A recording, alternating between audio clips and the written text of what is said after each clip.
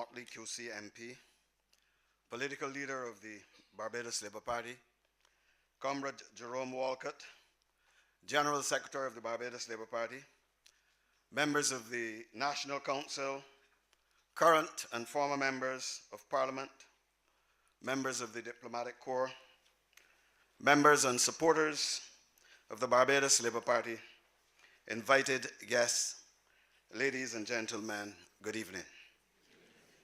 It is my simple task to welcome you to this anniversary lecture of the Right Excellent Sir Grant Lee Herbert Adams, the father of our democracy. The importance of this Barbadian hero, undoubtedly the greatest Barbadian citizen of all time, who took black Barbadians from the depth of poverty in the 1930s to adult suffrage in 1951, will be captured in the presentation of Dr. Marcia Cadell, the Barbados Labour Party's candidate and next representative for the constituency of St. Michael's South Central.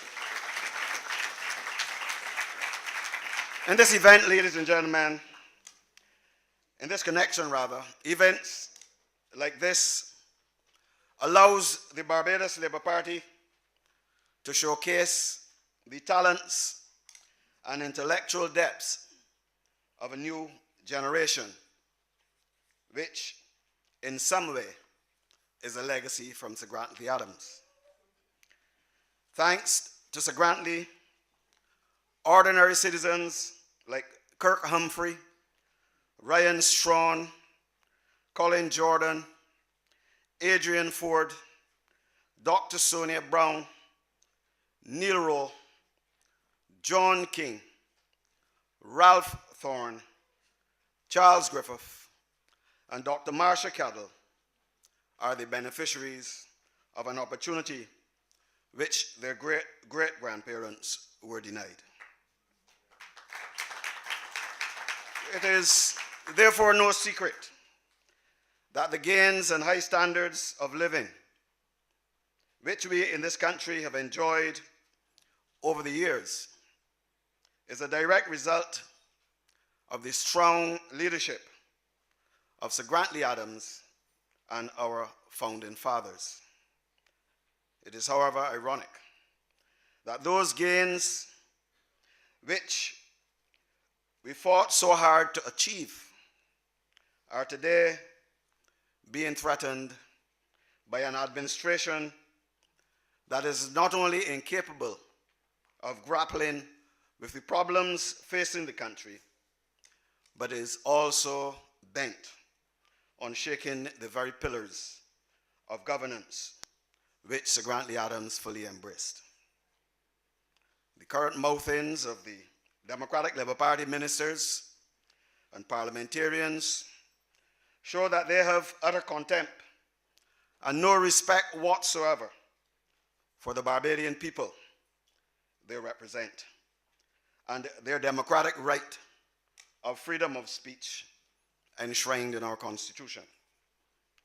Minister Kelman's classification of persons disagreeing with government policies as enemies of the state is comparable to the language of the slave masters who kept us in bondage before we were rescued by Sir Grant Lee. It is a language of the communist hardliners at the time of the Cold War. It is the rhetoric of Hitler's henchmen during the Jewish Holocaust. Mrs. Blackett and Jones' vitriol of spilling blood in the streets and cracking heads takes us back to the dark, dark days of 1937, when Sir Grant Lee Adams risked his own life to represent his colleagues in the struggle against oppression. The comments of Mara Thompson attacking her female colleagues for being childless are unfortunate, insulting, and disrespectful to the legacy of Dame Ermie Bourne.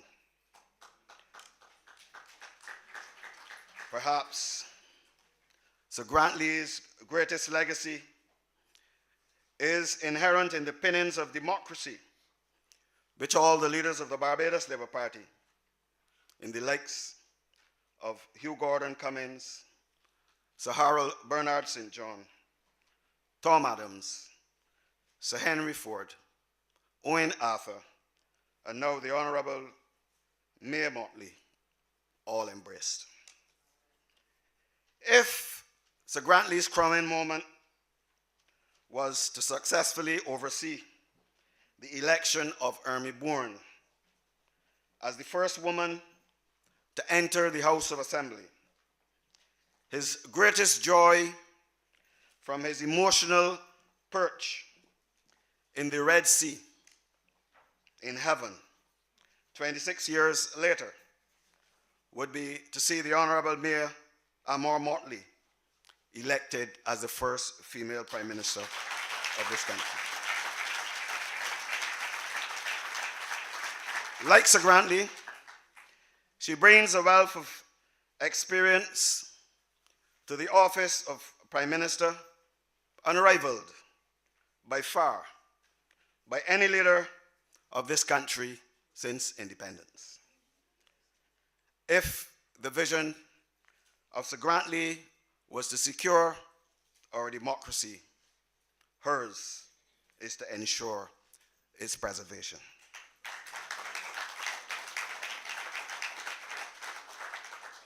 Your presence here this afternoon on the eve of a general election is not only a tribute to the legacy of Sir Grantley Adams, but an indication of your resolve to assist in the cleansing of the tendons of government, of those impostors and square pegs who have been loitering on our corridors of government.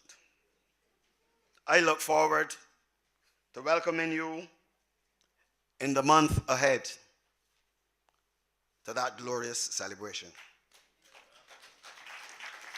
Oh, what a wonderful day that will be.